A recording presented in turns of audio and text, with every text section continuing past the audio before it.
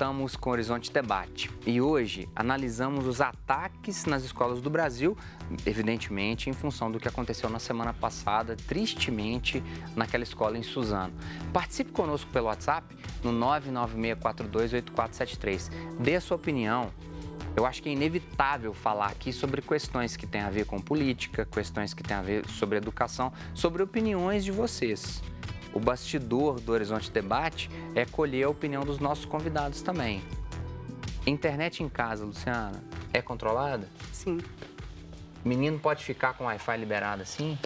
Na minha concepção, não. Sim. Mas eu acho que aí cada família encontra o que é o seu padrão, o que é o ideal para aquele tipo de família. A gente acho que não pode tratar isso individualmente, né? A gente tem que pensar que as coisas são vividas coletivamente e socialmente também. Sim. Por que é importante controlar o Wi-Fi da meninada? Porque a gente não tem condição de filtrar tudo que as crianças recebem, né? E o próprio acesso da criança ou do adolescente, por exemplo, aos jogos, são acessos diferenciados. Não existe uma classificação etária à toa. Sim, exatamente. Existe pensando numa adequação para aquela faixa ao etária. nível de exposição, né, do Sim. que é exposto. Se ele tem um nível de exposição, por exemplo, se tem sangue, né, então ele tem uma classificação ali de 16 anos. Se ele tem algum tipo de cena de exposição, né, do corpo, ele tem 16 anos. Não, ele tem um nível de agressão, mas não tem sangue, não tem, né, algo, não é tão chocante. Então 12 anos. Então, essa classificação, ela foi criada exatamente para proteger as crianças dessa maneira. Então, tanto quanto um erro comum que os pais cometem, às vezes, é pegar o próprio perfil, né, do seu celular, da sua conta, e colocar na conta do tablet do filho, né, da criança. Por quê? Porque ele vai pegar pelos dados cadastrados. Então, se você tem um pai e tem 35, 40 anos, né? O que ele está entendendo é que você está acessando. Agora Arthur, né? Luciana, Cláudio, me ajude nessa, por favor. Durante no início de segunda-feira, a ideia de que a tal da boneca Momo... Nós estamos falando de novo de algo que é lá de trás. O Cláudio é jovem, mas lembra... Colocar o LP da Xuxa e rodar ao contrário. Essa história é mais antiga do que a Serra, né? Agora, é importante pensarmos que, e a Folha, junto com o do New York Times, é um trechinho, recomendo para você, um trecho desse grande jornal americano no site da Folha de São Paulo, dizendo que esse pai que propagou essa notícia falsa de que a boneca Momo estava no YouTube, né, foi propagado em especial por esse pai que não controla o que o filho está acessando. O sujeito não sabe o que o filho está fazendo, o sujeito não sabe o conteúdo do que o filho faz, e aí ele propaga aquilo ali com um simples medo. Almoçando no domingo, você viu num restaurante pais entregando o celular para os meninos para eles ficarem livres da infância. No caso, até no YouTube, a propagação da notícia que foi no YouTube Kids, né? Um direcionamento diferente. Porque quando você, por exemplo, coloca a conta com os dados reais, né, do usuário, ele nem deixa você instalar o YouTube. Tá? Ele só permite que você instale, por exemplo, o YouTube Kids. Agora, como existe em todos esses softwares hoje, né, um controle parental, onde, por exemplo, no tablet do meu filho, existe um acesso compartilhado comigo e eu consigo, do meu próprio aparelho, visualizar, fazer o rastreamento do que ele está vendo, ou até mesmo dar permissão a ele para certos acessos. Então, às vezes, vai chegar para a minha solicitação, né? E eu vou lá e dou permissão para ele assistir ou para ele fazer download de um aplicativo ou coisas Cláudio, nesse sentido. Como que é interpretar esses movimentos de massa? Luciana, ajude-nos também.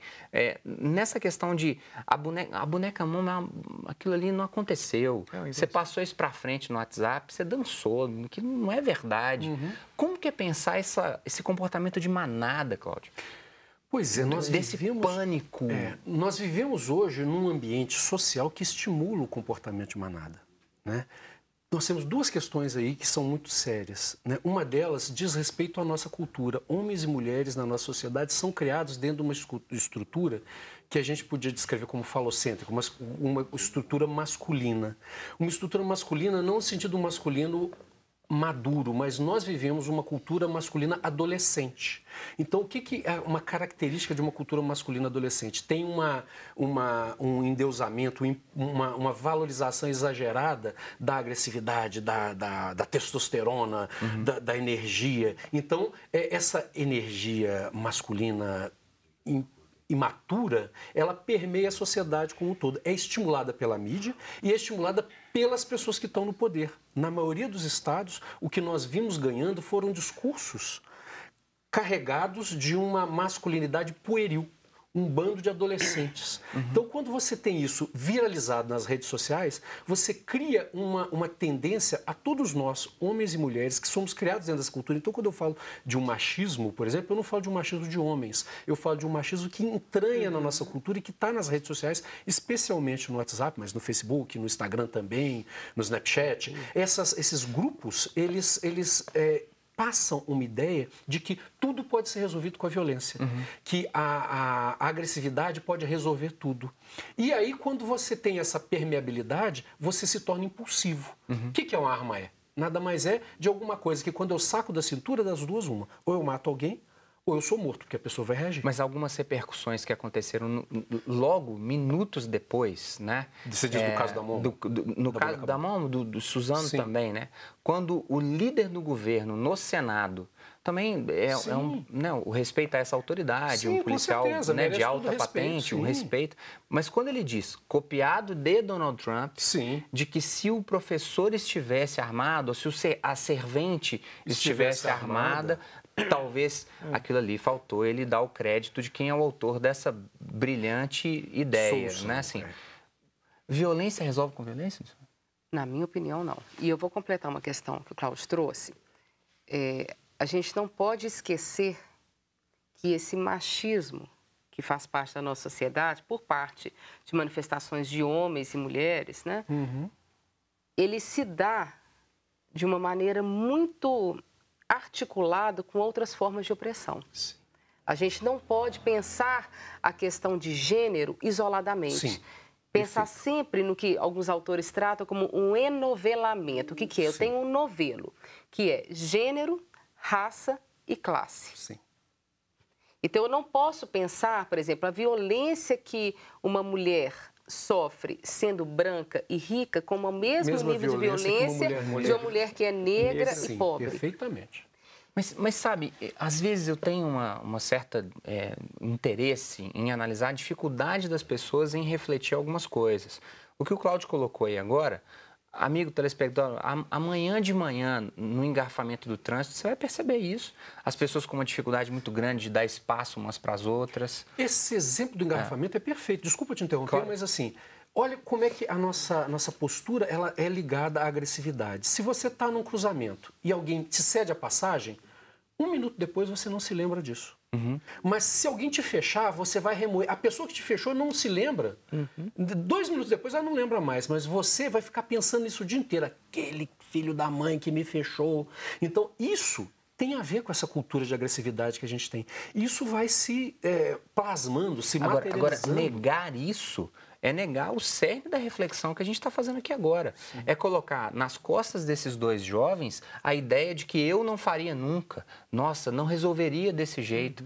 Agora, Luciana, olha que bacana a reflexão do Luciano Andrade Ribeiro, do bairro Santo Inês, aqui em Belo Horizonte. Eu acho que talvez porque eu li que você faz parte de um grupo de pesquisa marxista. Luciana, você estuda as relações do capital na sociedade. Explique como as escolas reproduzem esse sistema. Será por isso que as escolas estão enfadonhas ou sem mais conseguir exercer seu papel educacional? Será que as escolas correm o risco de perder o seu sentido? Isso dá uma tese. Luciana, pergunta difícil, complexa, né? Mas é importante a gente pensar o seguinte, qual que é o papel da escola? Então, nós estamos falando de uma formação de um ser que ele é social. Eu não sou somente um ser biológico, eu sou um ser social. Esse ser social, ele é formado pela família, pela sua presença ou pela sua ausência. Ele é formado pela comunidade na qual esse ser está inserido. Tem uma formação também escolar, boa parte tem acesso, né, ainda que a gente tenha um comprometimento. E tem uma educação não formal, que se dá pelo trabalho, por exemplo. qual que é o papel do trabalho na nossa formação? Como eu me formo enquanto indivíduo a partir da relação que eu mantenho com o mundo que me cerca? Ou a aplicabilidade do que ele está aprendendo em tentar Nem o trabalho romper. como atividade de trabalho. O trabalho sendo pensado como uma relação entre o homem e aquele mundo. Então, a gente não pode culpabilizar, por exemplo, a escola, a família, né? Ou o próprio indivíduo que, de repente, apresenta ali algum tipo de transtorno de uma maneira única. Nós temos que pensar numa rede. E se a gente tem possíveis possibilidades de formação, nós temos também possíveis possibilidades de solução. Mas a escola está sabendo acolher esse menino que está sinalizando que não está legal? Depende. Arthur, Cláudia, a escola está sabendo? Muitas vezes a pessoa nem sinaliza que não está legal, né? Muitas vezes é difícil você identificar que a pessoa não está bem. Entre os 17 e 25 anos, talvez seja uma população Porque que tem muita dificuldade de buscar o consultório. E egresso da escola. Turbulência, né, e um emocional, egresso. No momento que ele já não está na escola, num atendimento formal. Uma questão importante, Jairo, é o seguinte: a gente vive uma precarização da profissão docente, os professores vivem uma dificuldade, tanto na rede pública quanto privada, são problemas diferentes enfrentados, mas a gente não pode ignorar os problemas que os professores da rede privada têm, que de repente a gente tem que pensar numa rede de apoio. Aquele professor, ele tem condição de acolher aquele aluno? Na teoria, sim. Na teoria, ele teve uma formação para isso, mas na prática isso não se dá. Porque você tem uma sobrecarga de trabalho, uma precarização dessas condições de trabalho. 5, 6, 7, 8 turmas de 45 alunos. É uma loucura. Trabalhando 2, 3 turnos para uma compensação salarial. Então, culpar também o professor, culpar também a escola. Uma escola que, no caso da escola pública, tem uma dificuldade enorme de infraestrutura, O professor do Estado de Minas, ele nem recebe. Ele vai receber lá para o dia 20. E você vai exigir que o professor, de repente, faça um papel de acolhimento que ele não pode ser individual? Ou tenha uma arma? E lembrar também, né, que nessa idade, nessa faixa etária, 17 a 25 anos, normalmente é a hora que ele está saindo da escola, tá, e indo para uma universidade. E os professores universitários nem sempre têm essa formação, porque a formação é a formação mais técnica. Deixa eu caminhar, e aí no outro bloco a gente vai ter mais tempo para isso. Olha o tempo que a gente já até extrapolou desse bloco, porque a conversa tá bacana. Vamos para mais um intervalo. Fica com a gente, até daqui a pouco.